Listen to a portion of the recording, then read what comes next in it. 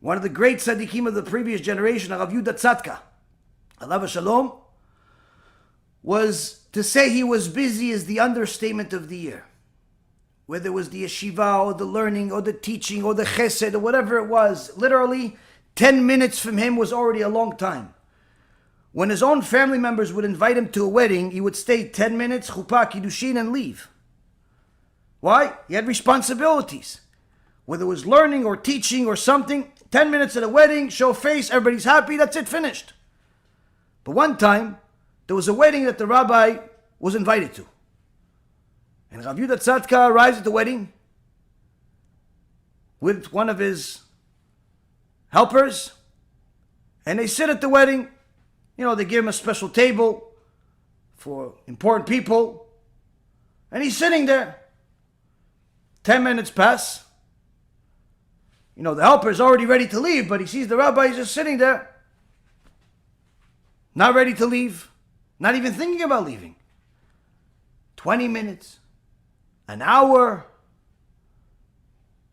2 hours, 3 hours. The wedding is already, everything is going on and nothing. The rabbi is just sitting there for hours and hours. 5 hours he's at this wedding. Already at this time, the cleaning staff are leaving. They've had the chuppah, they had the kid, everything. They had the party, they had the cake, they had everything.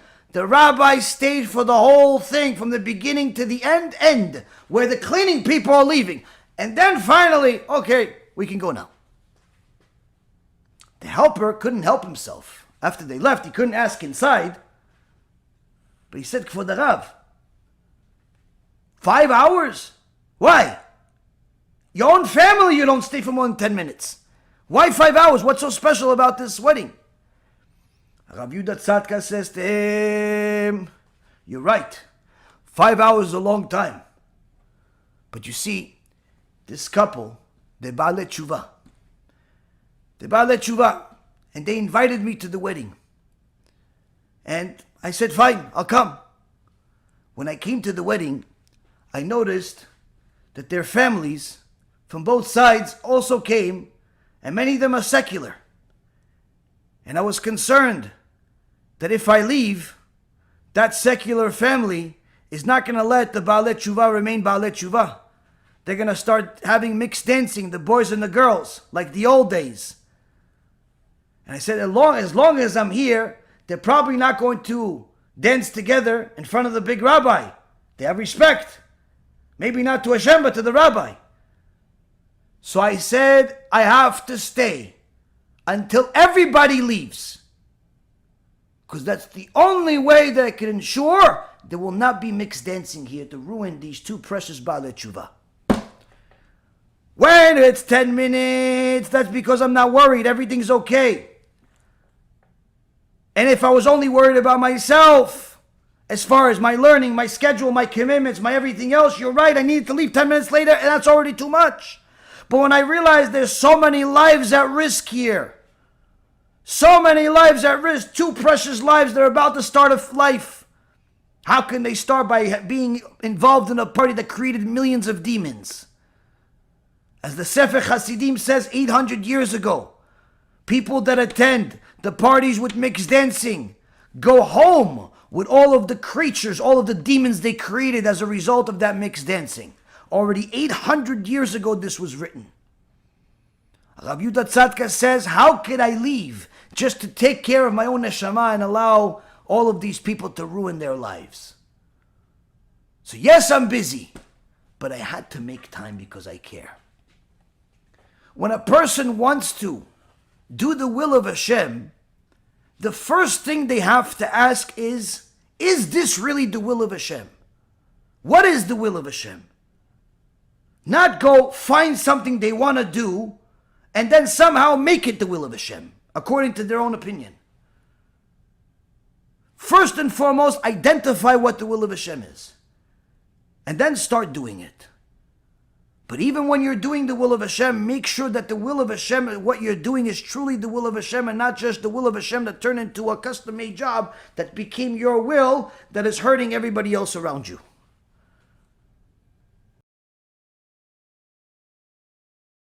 Shalom v'chai, everybody. We're back here in the United States after 6 extraordinary weeks in Eretz Yisrael, the Holy Land. We saw extraordinary things there. The beauty of the Kotel, the beauty of the land itself, and of course, the extraordinary beauty of the Chachamim. A huge event where several thousand people showed up to honor the Torah alongside us and also hear the wisdom of Gedolei Ador was what we started the trip with.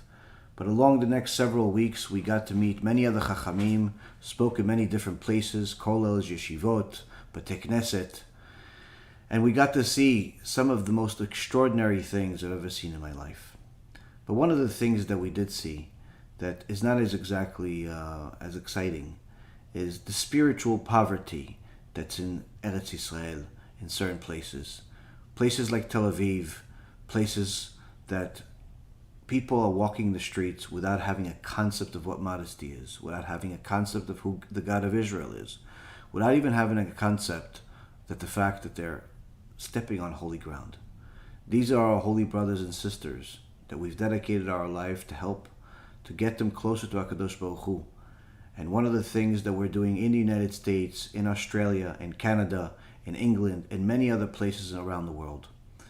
Baruch HaShem, we've succeeded in doing it. But one of the other things that we did see is also that there's a material poverty. A material poverty is simply so abundant, so extraordinary, that it breaks your heart.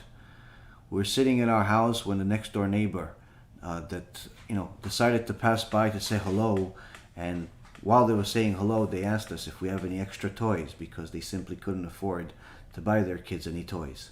Of course, my kids gave them their toys, and Baruch Hashem, we got to fulfill the mitzvah, but there are thousands upon thousands of these types of families of Chachamim, families of tzaddikim that simply have poverty as a standard way of living. These are the types of families that we've dedicated our lives to help as well. Over the last few years, we've helped tens of thousands of people to feed them during the holidays, to get them toys, to get them clothes, to get them beds, to get them whatever we possibly can. During this trip, we also lost a very dear friend, one of our partners in the distribution, a very dear friend of ours, Giveret Ital, that really dedicated her life to helping Am Yisrael. We're going to miss her, but as a dedication to her, as a dedication for Klal Yisrael, and as another way to honor our Kadosh Baruch Hu, we're continuing to do our food distribution as well as our spiritual distribution. We need your help. This time of the year is Rosh HaShana, Yom Kippur, Sukkot, the high holidays. These are the times where most people donate the most of their money during this time of the year because they need the righteous judgment. They need the good judgment. They need to be blessed with a new child, with financial success, with a health miracle, with all types of issues. And Baruch Hashem, people know that the blessings of the Mezakei HaRabim, people that have dedicated their life to helping Am Yisrael, those blessings get a special VIP treatment in Shamayim. Over the years, we've had many people tell us how each and every single one of their blessings that they received from us was fulfilled during that year. And as a result of their donations, they got many, many more folds of blessings than they could ever imagine. Please, partner with us during this time of the year. Be generous and also be understanding that this is the time where every single one of us gets judged and every one of us needs a little help. If we help HaKadosh Baruch Hu's children, spiritually and materially, there is no doubt in my mind that HaKadosh Baruch Hu will also help us as well. Thank you very much for all of your support over the years. May Hashem continue to bless you, and BeEzrat Hashem, we will all have a Shana Tova. ידידיי ואהוביי, אחיי ואחיותיי היקרים, אם שמתם לב, ארגון בעזרת השם פעיל במשך כל השנה. הפעילות שלו מתבצעת במישור הגשמי והרוחני. זאת אומרת, לדאוג לאחינו בית ישראל, גם לנשמה וגם לגוף. ישנם אנשים שעניים בתורה. ישנם אנשים שעניים מבחינה כלכלית. לקחנו על עצמנו את התפקיד הקשה לדאוג גם מבחינה רוחנית וגם מבחינה גשמית לכלל ישראל בארץ ובעולם.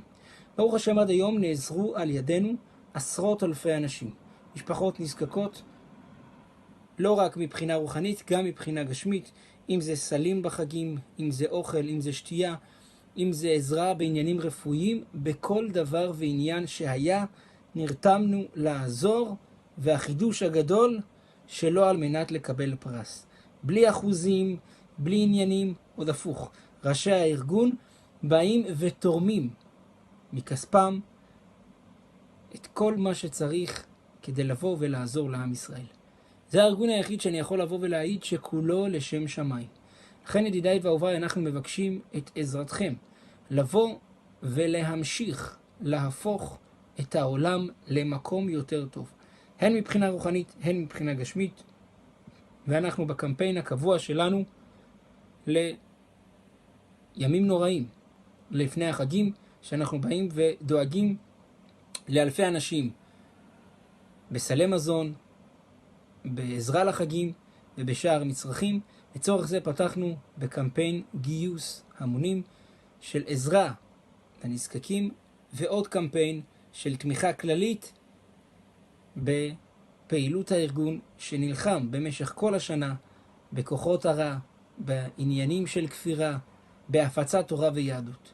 כל מי שירצה לבוא ולהיות שותף, כאן בדף הזה של הקמפיין, מוזמן לבוא ויקבל ברכת שמיים, שכל משאלות לבכם יתקיימו לטובה. שנה טובה ומתוקה, שנה טובה ומבורכת, ארגון בעזרת השם.